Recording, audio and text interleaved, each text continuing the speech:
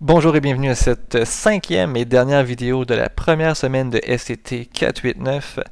Donc, dans cette vidéo, ce qu'on va faire, on va terminer la section 1.3, espérance et variance conditionnelle.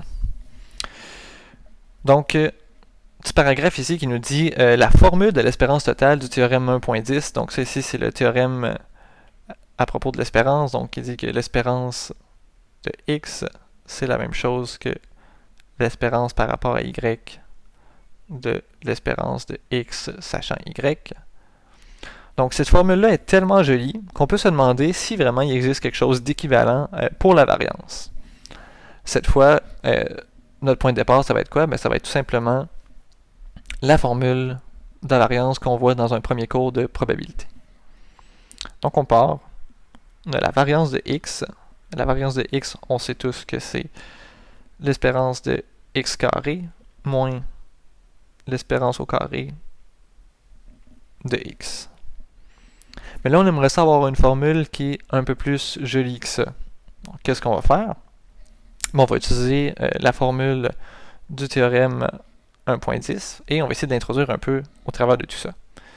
Donc, si on a déjà une espérance, donc on peut transformer. Ça va être l'espérance par rapport à y de l'espérance de x carré sachant y en utilisant le théorème. De l'autre côté, on a l'espérance de x qui est élevée au carré. Donc, tout ce qu'on a besoin de faire, c'est qu'on va mettre des parenthèses. Puis on remplace l'espérance de x. L'espérance de x, c'est quoi? C'est l'espérance de y de l'espérance de x sachant y. Et on met le tout au carré. Là, ici, ça se corse un petit peu. Et ce qu'on va utiliser, c'est on va réécrire un peu la première ligne.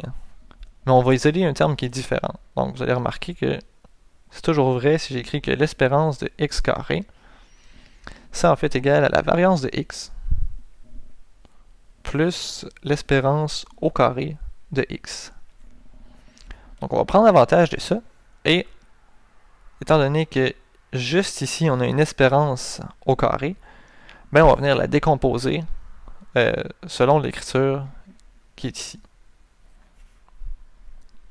Donc voilà, on a l'espérance selon par rapport à y de la variance de x sachant y plus, on va avoir un gros plus ici, l'espérance au carré de x sachant y. Donc ça ici, c'est vraiment ma première espérance.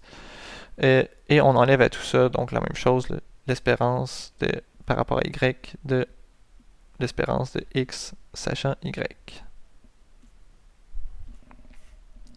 Le tout au carré. Donc ça ici, c'est vraiment là, en décomposant le premier terme. Ensuite de ça, on sait que l'espérance est linéaire, donc ce qu'on va pouvoir faire, c'est qu'on va pouvoir prendre l'espérance qu'on a ici et l'éclater, étant donné qu'on a un plus ici. Donc on va pouvoir splitter ça en deux termes. Donc d'un côté, on va avoir l'espérance par rapport à y de la variance de x sachant y, plus, donc on a l'espérance par rapport à y de l'espérance au carré de x sachant y. De l'autre côté, on a moins l'espérance par rapport à y de l'espérance de x sachant y, le tout au carré. Et donc là, c'est subtil un petit peu, là, mais ça se voit quand même bien. Donc là, ici, on a l'espérance par rapport à y d'un truc au carré, donc de l'espérance au carré. De l'autre côté, on a le carré de la même quantité. Donc ça ici, ça correspond à la formule de la variance, là, donc peut-être qu'en l'écrivant, ça va être plus clair. Le premier terme, on n'y touche pas, il reste tel quel. Et ici, j'obtiens en fait la variance prise par rapport à y de l'espérance de x sachant y.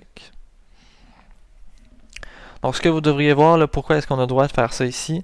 Donc si on prend la formule classique de la variance, ça ici, la variance de x, c'est l'espérance de x au carré moins le carré de l'espérance. Donc si j'ai la variance de cette variable-là, donc ce qu'on devrait trouver, c'est l'espérance de cette variable-là au carré. Donc ici, c'est le premier terme. Donc c'est l'espérance. Donc l'espérance, elle est là. Et la variable, elle est ici, mais elle est élevée au carré.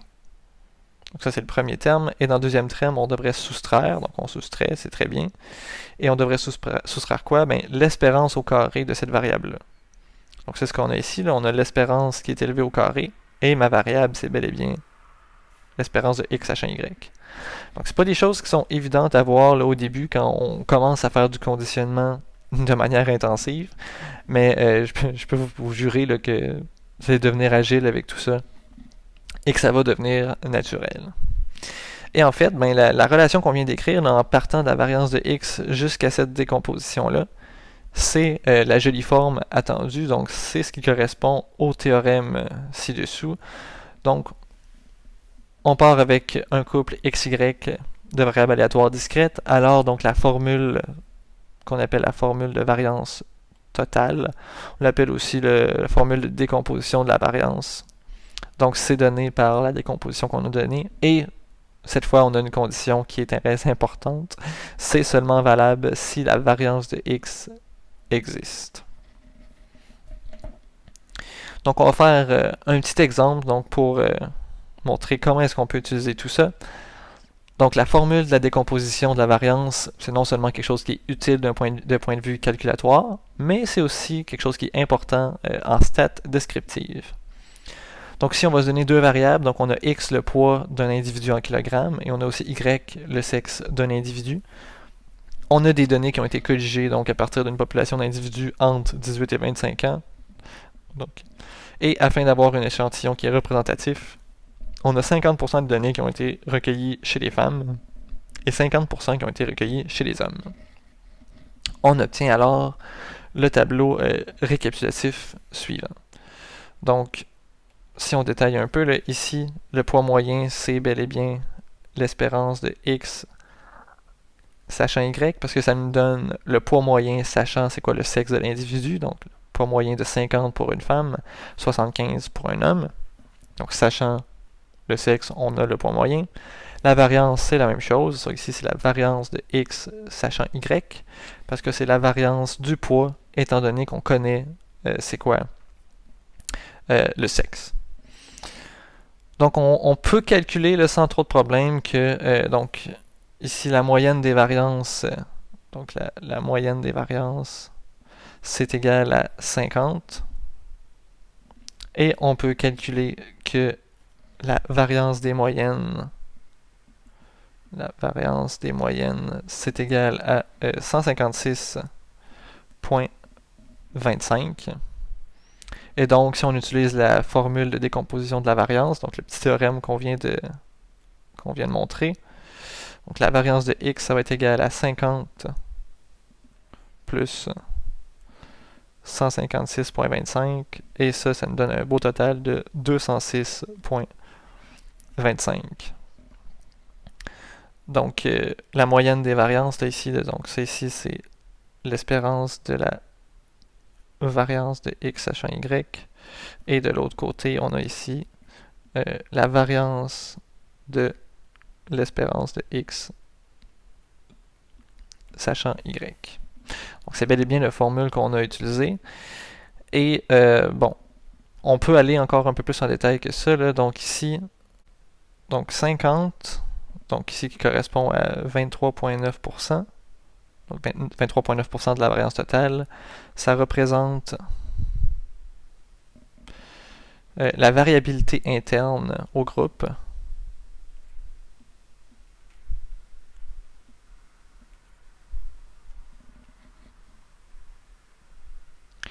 Et la valeur de 156,25, non, 0,25, qui correspond donc à la balance, c'est 76,1%. Donc ici, ça représente la variabilité externe au groupe.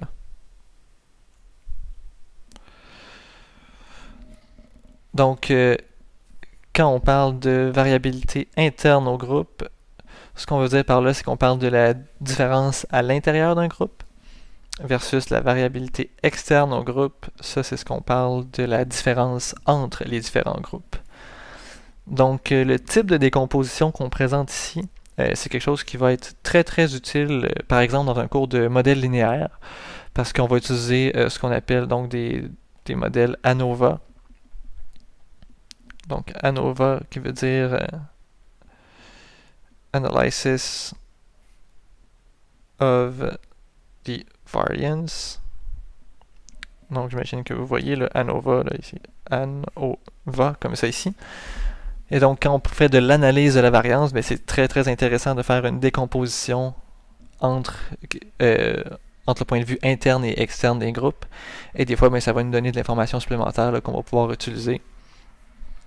Par exemple, en théorie d'échantillonnage, ce genre de décomposition-là va des fois nous permettre d'aller faire des meilleures stratifications et qui vont nous permettre de prendre des échantillons qui sont plus intéressants, des fois à coût plus faible, mais des fois aussi des échantillons qui sont optimales en termes de variance. Donc, ça met fin à notre première semaine de cours en ligne. Je tiens à vous rappeler que c'est hyper important de rire à chaque jour. Et ben, je vous dis à la semaine prochaine.